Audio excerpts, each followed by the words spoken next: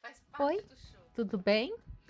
No episódio passado eu contei a aventura que foi eu me formar em estética e prometi para vocês que eu ia dizer como eu enxergo o caos, qual o sentido da vida no meio do caos. Então, a minha crença diante do caos, nesse momento atual, que a gente está tendo muitas transformações, muitos desentendimentos, divisões, eu penso o seguinte, que tudo, uma folha que cai há um propósito divino.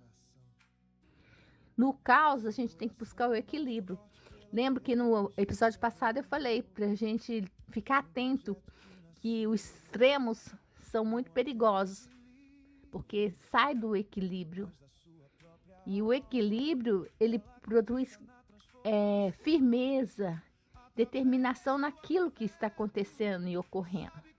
Todas as vezes que transformações muito abruptas acontecem, existe um desajuste, um desequilíbrio. E voltar a esse equilíbrio requer a gente buscar paz dentro da gente mesmo, paz em relação ao mundo, paz em relação às outras pessoas.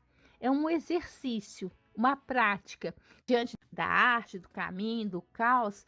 Eu acredito que a gente tem que buscar muita paz, meditação, para a gente ficar centrado, porque só através do silêncio que a gente coloca em nossa mente que a gente consegue ter mais equilíbrio.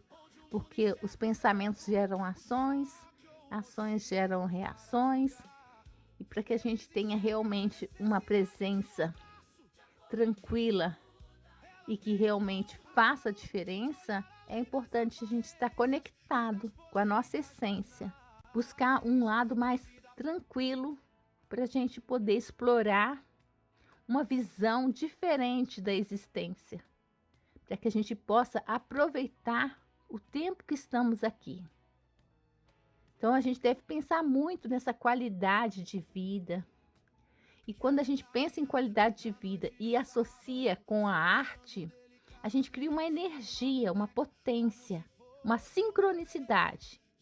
E a arte é um caminho fácil de ser explorado, não precisa de muita coisa. Você pode pegar um papel e um lápis e começar a criar. E esse tempo de criação é um tempo consigo mesmo. Você se encontra, você se estabelece, você nem percebe o tempo passar. E isso é valioso. A arte como caminho. Pode pegar suas histórias, aquelas que você encontra na sua vida. Elas podem ser exploradas e amplificadas através da criação artística. Essa abordagem pode ser um caminho vibrante e afirmativo para buscar e encontrar maneiras tangíveis e generativas de vivenciar equilíbrio, clareza, alinhamento, satisfação da alma, entusiasmo e sabedoria crescente. E alguma coisa dentro de você é movido. E a sua criação, o seu colocar para fora, sua reflexão lhe oferece um campo energético maior para você explorar, para você vivenciar. Porque na vida tudo tem jeito, só para a morte que não. Porque quando a morte é o desafio, aí fica bem difícil. Aqui eu conto um período do ano de 1973, no qual eu tinha 6 anos. Eu não vou ler, eu vou só contar, tá? E eu estava no. Não é primário, não, é no pré. E tinha as amigas, estávamos reunidas, conversando, elas conversavam sobre a morte. E eu fiquei ali no meio sem saber o que estava acontecendo, fiquei reflexiva, não sabia o que era a morte, não tinha enfrentado nenhuma morte na minha existência até então. E aquele assunto foi desenrolando e eu, de certo, sentia quase uma inveja por não ter nada e ninguém para acrescentar ao tão mórbido tema, né? Mórbido tema, realmente. No entanto, eu fui convocada a expor quem a morte já havia me tomado. Um tanto quanto que constrangida, eu disse que minha família nunca havia morrido ninguém. Nossa, essa afirmação causou um espanto. Todas ficaram surpresas e desconfiadas. Assim, quando eu cheguei em casa, corri para minha mãe e pedi esclarecimentos sobre a morte e os entes por ela ceifados. Minha mãe, espirituosa que é, foi logo descartando o assunto, agradecendo por não haver quem acrescentar tão virtuosa lista, explicou que só pessoas velhas é que morrem e foi dizendo para eu ir brincar. Minha mãe sempre foi muito prática, pouco se prende aos detalhes e limita-se a avançar nas ideias e assuntos. Logo, mandar-me brincar foi uma solução que surtiu um bom efeito. Caso eu tivesse perguntado ao meu pai, muito provavelmente receberia uma explicação com fundo mais filosófico. Meu pai sempre foi mais atento às emoções e ideias que norteiam o meio, mesmo porque ele já havia perdido e muito para a morte. E aqueles que perdem entes queridos são sempre mais sensíveis e são capazes de expor a ferida que parece que nunca se fecha. O tempo passou lentamente. Enquanto o tempo transcorria, eu ia aprendendo sutilezas do dom da vida. Nesse interim, tive o privilégio de conhecer uma alma sublime. Era a Dona Amélia, uma senhora bondosa e cheia de lindas histórias para contar. Ela era minha vizinha e eu podia ir lá na casa dela quantas vezes eu quisesse. E eu ia, muitas e muitas vezes, pois ir à casa da Dona Amélia era como adentrar em um mundo singular de profunda beleza. A casa era pequena e simples. Tinha ao lado direito da porta da cozinha um fogão a lenha, que estava sempre fumegando. O bule sempre estava cheio de um café tão saboroso. Fato esse que, mesmo já passado praticamente meio século, eu ainda busco por tão venturoso sabor. Há pouco tempo, alguém me disse que jamais alcançarei tal desfrute, visto que as papilas gustativas se alteram com o decorrer dos anos. Mas vai ficar sempre na minha memória aquele café delicioso que ela servia e as histórias maravilhosas que ela contava. A parede em frente à porta ostentava um belíssimo pano alvejado que fora delicadamente costurado para guardar pratos, talheres e louças. Jamais vi outro igual, assim como jamais o esqueci. Tamanha era sua praticidade e formosura. A cama era forte e sempre arrumada. Tudo estava sempre bem limpo e organizado, como em um cenário de um bom filme. A Dona Amélia nasceu de ventre livre, filha de escravos e criada na fazenda, executando trabalhos na roça. Embora nascida sob a lei do ventre livre, ela ainda assim tinha que ser servil. Logo, ela se sentia também escrava. No entanto, nunca demonstrou nenhum sentimento de mágoa ou rancor. Muito pelo contrário, de um jeito alegre, vibrante de ser, de estar e de contar suas histórias. Era doce, suave, com aquele inesquecível café que ela me servia. Jamais esquecerei sua doçura. Então o tempo passou bem devagar, mas passou e eu já contava 8 anos. Foi nessa idade que eu vim encontrar a digníssima Senhora Morte. A digníssima Senhora Morte se apresentou de uma forma até inusitada. Ela veio por intermédio da Dona Amélia. Imagina, por intermédio da pessoa que eu admirava extremamente. Por intermédio da Dona Amélia, a solenidade da morte se fez presente. Atenta como eu estava, pude perceber que a morte tem lá sua ética, ou seria certo pudor. Nada posso afirmar, mas posso relatar que ouvi e confirmei o fato de que a morte, mesmo já estando presente no recinto, se faz de rogada. E colocou o povo por esperar momentos oportunos, para só então ela atuar. Esse fato se deu por haver no recinto um menino que, ao perceber que perderia Dona Amélia, este se pôs a segurar o ato de ceifar da insolente visita.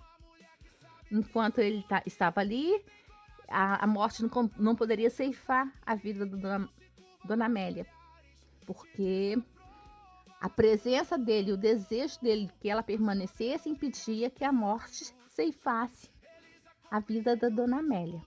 Há quem diga que houve nesse episódio uma condescendência da morte para com o menino. Sim, hoje creio que sim. Eu mesma pude presenciar essa indulgência para comigo em época nem tão remota. Por ocasião de uma mudança, fui visitar uma senhora querida, uma vizinha que me auxiliava com os cuidados com as minhas crianças. No entanto, quando eu cheguei na casa, ela não se encontrava, ela estava internada. De pronto, eu fui até o hospital. Lá estavam todos da família. Ela dormia tranquila no leito. Permaneci ali por longo tempo.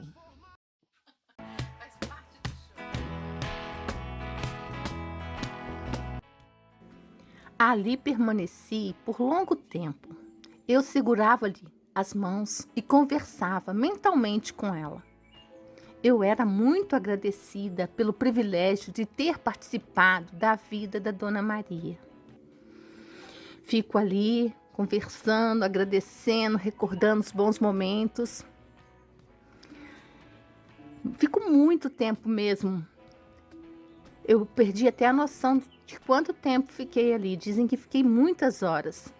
A essência do cuidado e do acolhimento, há uma sensibilidade única nela. Naquela posição ali, mas eu estava conversando mentalmente com a Dona Maria. Então, assim que eu saio do quarto, mal havia saído do prédio do hospital, ela deu seu último suspiro e se entregou aos braços da morte. Tal feito foi o mesmo que ocorreu com o menino Vicente.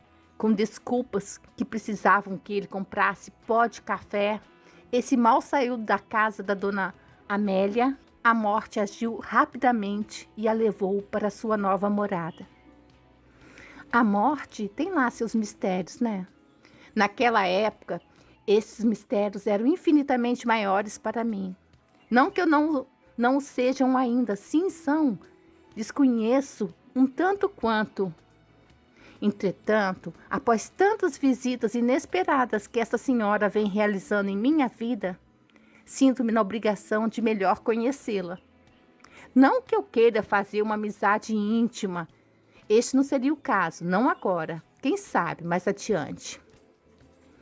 Quase arrisco dizer que mantenho ao meu redor meninos que não saem para comprar pó de café.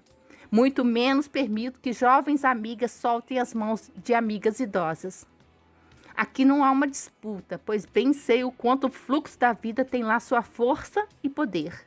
Aqui insere um dos mistérios que a morte carrega consigo. A essência do cuidado e do acolhimento, há uma sensibilidade única nela. O tempo de cada um é sagrado, é inviolável, e só o sabem aqueles que têm bilhetes premiados. Que eu saiba, ninguém tem bilhete premiado. Esse não posso dizer que seja o meu caso. Logo, nada sei sobre o tempo reservado para cada, muito menos para mim. Embora eu possa afirmar que há momentos que posso pressentir a presença da ilustríssima Senhora Morte.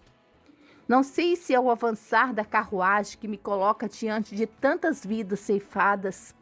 Entes queridos nos rodeiam de formas diferentes, visto que o amor nos surge de variados estilos, com roupagem diversificada. No entanto, sempre é o amor que se vive e se experimenta.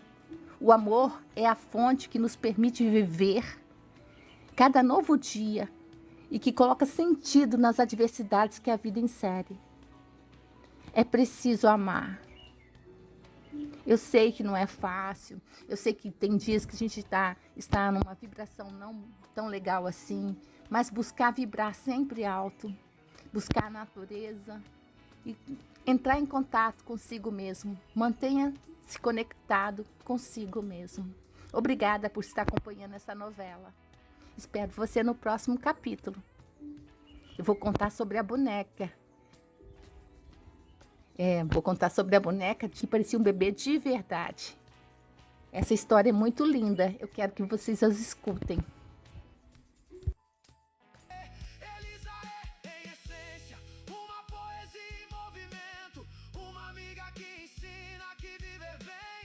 Deixar cada um ser o que é. beleza do mundo reside na empatia, e que o amor, quando transformado em pedagogia e em vida, tem o poder absoluto de curar.